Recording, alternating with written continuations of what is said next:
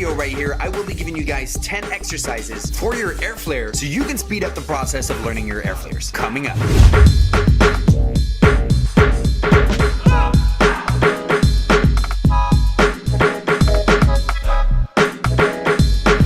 What's up guys, my name is Coach Sambo, and on this YouTube channel you usually find like b-boy tutorials and b-boy funny content and b-boy shit all day every day. So if you're new to the channel right here, don't hesitate to subscribe by using the little red button that you can find right there, so you can stay up to date on all the new videos that I will be uploading in the future. Now before giving you guys the first exercise, I'm gonna ask you one thing, and that thing is, give me 5 motherfucking push-ups. Yeah, that's right, no questions asked. Like seriously, do it right now, man. Alright, so the first exercise is simply gonna be a spinning handstand. The spinning handstand is a really good warm-up for your Airflare, but above that, it's a really good exercise to work on the legs and just to make sure that you have the right leg position before you actually start doing Airflares. A very common mistake these days is a lot of people having crippled legs in different ways, so the spinning handstand is actually a really good exercise to prevent this, but also to exercise it. Meanwhile, your wrists, shoulders, and hips are getting warmed up so you can perform your Airflares during practice. The second exercise is also a really good warm-up, but also partially is a big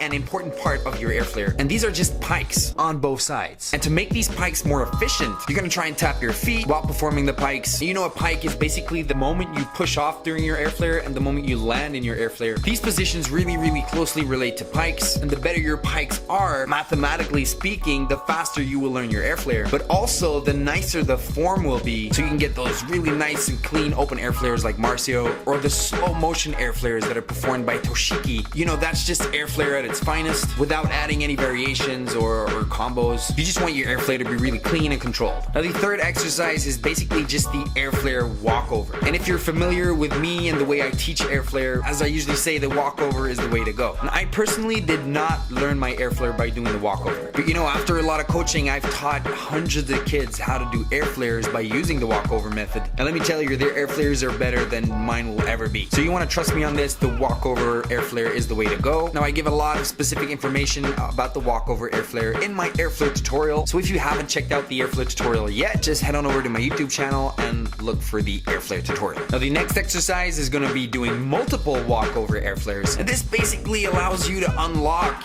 playing around with these walkover Airflares. A big issue when learning Airflares and walkover Airflares is, people are almost shitting their pants while doing this. They don't feel safe, they feel uncomfortable, but once you start to get one walkover on lock, I highly recommend you just trying multiple walkovers, but just make sure it doesn't look like a spinning handstand. You want to look for the maximum depth in the shoulders when performing your walkover. Also, you really want to keep those legs open and stretched the whole time, and even close to the pike position. Also, a very common problem with multiple walkover Airflares is people placing their fourth hand really close to the third hand, which kind of gives it the spinning handstand effect. So try and place that fourth hand as much as you can to the front, even though it's not that easy. Also, something I want to add is the more flexible you are, the nicer your walkovers will be. Like, to be honest with you guys, I'm really not that flexible in my shoulders or in my hips. There's a chance that your Airflares might just look like Brahim's walkover Airflares, and you do realize that the guy is really flexible. So that might be something you want to aim for, depending on whatever you want to do with your Airflares, right? The next exercise is one I share in my Airflare tutorial as well, but I very briefly talk about it, so I think a lot of people kind of missed it. This is basically the walkover, and then on your third hand, you want to tap those feet. And this exercise is perfect for you to work on the form, especially in your landing. If you're not really used to piking on your landing hand, or if you have flexibility issues in your hips, this could lead to really weird forms when landing your Airflare. So this walkover to foot tap, especially while doing it slowly with extra care on those legs, just becomes the ultimate exercise for you to work on that form so you can open up your Airflare so you can make it look the way you want it to look. The next exercise is doing a walkover Airflare and then just hitting a 2000 drill. First of all, this exercise is a lot of fun. It's also really good for positioning your body for air combos. It also pushes your control forward, and it's also really great to get over the fear of doing Airflares and walkover Airflares. Especially if you manage to add a hop to that, then it basically becomes an air power combination. And if it's the first time you're gonna do an Airflare to 2000, it's gonna feel really good. So definitely do this exercise. I love to do it personally, but who cares, right? All right, the next exercise is a low sweep. And for this one, I just grabbed the ball really quick so you can see how I actually kick the ball during my swing with the first leg that takes off from the floor during your power kick. This is usually on the same side as you do your 90s on. So I do my 90s on my left hand, so that's my left leg. By swinging the leg down, you're actually gonna learn how to do your air flares a little lower. Because this is a really common issue with people learning the high method,